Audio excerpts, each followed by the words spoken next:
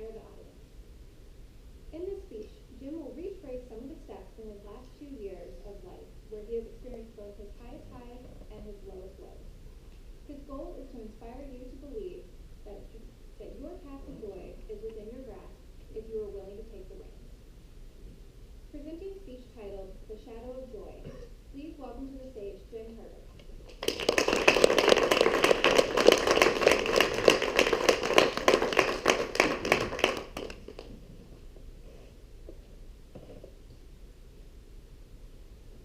We are shaped by our thoughts. We become what we think. When the mind is pure, joy follows like a shadow that never leaves. The words are those of Siddhartha Gautama, more commonly known as the Buddha. And you see, if the Buddha was a member of Toastmasters Lincoln Park, he could come on stage tonight, deliver those 4 lines, drop the mic, and walk off. Because really, what more is there to say if you're the Buddha? I'm not quite so wise or anywhere near as eloquent as the Buddha, so I'm going to need to keep talking for a little while. But if things go as I intend, in about 10 minutes, I hope to inspire you to believe that you hold the reins to the chariot of your life in your hands at all times. And you can make anything you want to make happen in your life, because your thoughts become things. Like many of you, I've lived a life of highs and lows. And some of those mountaintops have been dizzyingly high. And some of those valleys have been nauseatingly low.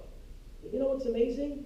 Is no matter how hard I drive my car and try to navigate through my life, both the highs and the lows, they're going to keep coming. And sometimes, when I'm in one of these really low lows over here, and I'm scratching and clawing at the sides to try to get out, all that happens is that I sink a little bit deeper. Anybody here have that situation where they thought they were at rock bottom, only to find out that they had to sink a little bit deeper before they could get out? Yes? On the day that I married my wife, Christiana Herbert, I didn't think life could get any better. The day was perfect, the venue was perfect, the ceremony was perfect, and the man that held the ceremony, our dear friend Richard Harsh, he to me was perfection embodied. And for many months after that ceremony, I didn't think we had any valleys left. We were going to live up here with the unicorns and the rainbows and the mountaintops. And then came April 9th, 2014. And on April 9th, 2014, I was in a yoga class like I am many times and many nights.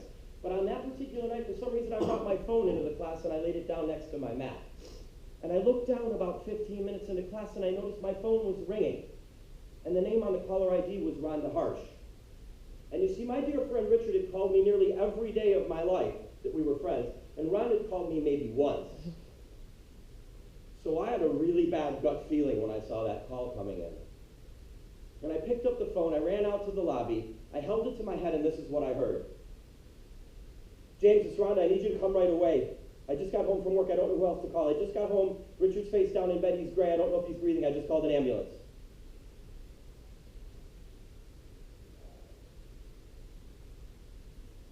And I put the phone down, and I got my things, and I drove to Weiss Memorial Hospital.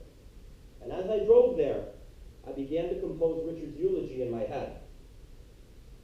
Because in my gut and my heart, I already knew what the outcome was.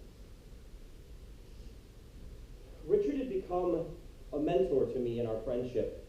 He was a father figure, a brother figure, an inspiration, a cheerleader. He was everything to me as a friend. And in his passing, I went into a downward spiral like none I have experienced in this lifetime. And that summer, I also was planning on turning 50, which wasn't helping matters at all, and I now call it my summer of discontent. I ate too much, I drank too much, I was angry at the world, I was angry at God, I was broken in my mind beyond repair. And my poor wife, Christiana, dealing with her own grief, had to watch this happen. But she wanted to do nothing more than to try to figure out how to help me, even though she had her own grief to deal with. So she came to me and she said, Jim, I have an idea. This guy named Mike Dooley is coming to Chicago. I've been following him. He writes these things called the Notes from the Universe. I think you're supposed to go to the seminar he's teaching in August. I think it's the kickstart you're going to need. And I thought that sounded like a pretty good idea, except for the fact that we didn't have any money.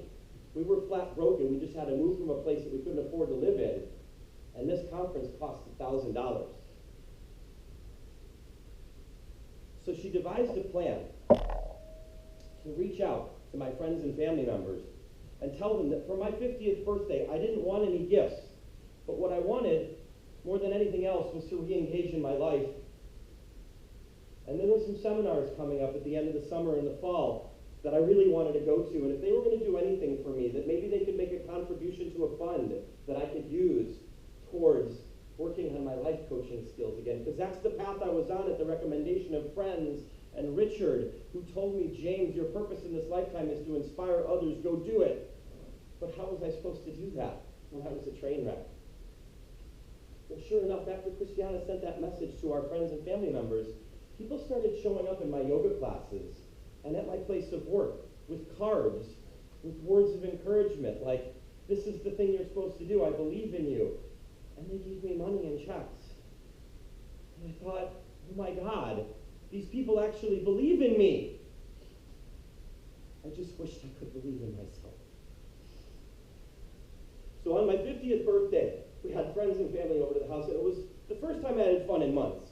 And at the end of that party, we sat down and we carted off all the money and all the cards and all the checks, and wouldn't you know it, we didn't have enough money for me to go to that seminar. We had enough money for both of us to go to that seminar. So off we were to a conference called Infinite Possibilities, Train the Trainer. And I remember walking in that first night, and the room was abuzz with the high energy of like-minded individuals, and I was so excited and a lot overwhelmed.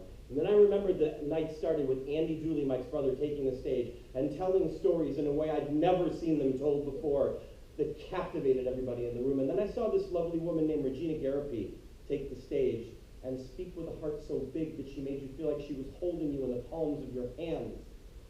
And then I saw Mike take the stage and give us his take on the nature of reality and how thoughts become things, and tell us how he went from flat broke to one of the most sought-after motivational speakers and best-selling authors in the world. And I turned to Christiana at one point and I said, that's what I want to do.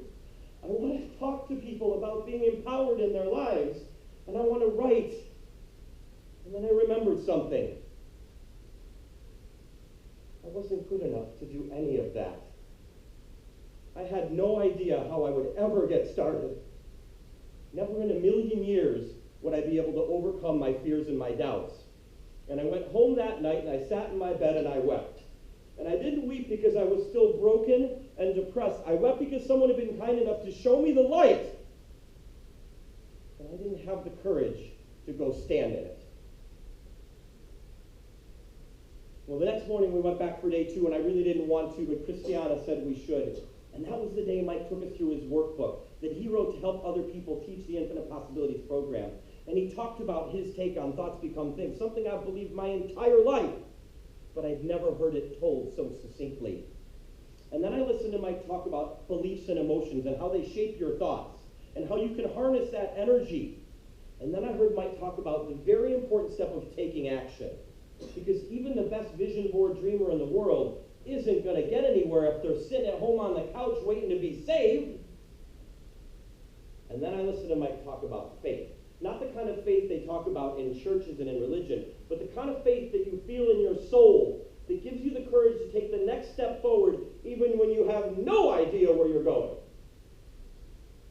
And then I listened to Mike talk about hunches and instincts and gut feelings and those things that you were born with that give you every piece of information you'll ever need to know until you unlearn that.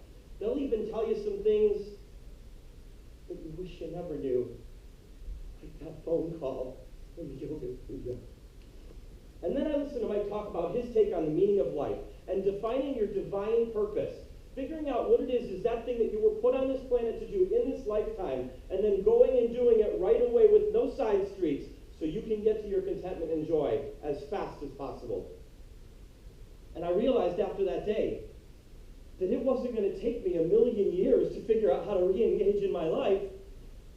been shown in one day how to do it, and not only that, I've been shown how to teach other people how to do it. Amazing.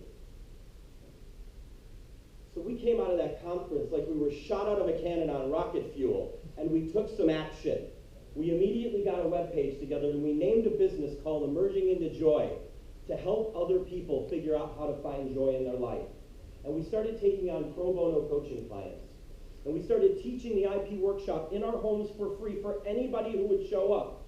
And then we started going out and teaching it and charging for it in hotels. And then eventually we took it to Ireland, and it took us with us, and we got to go to Ireland and teach our program just a month ago. Amazing. And along the way, we did something that I'm not usually very good at. We asked for help. We hired our own coaches.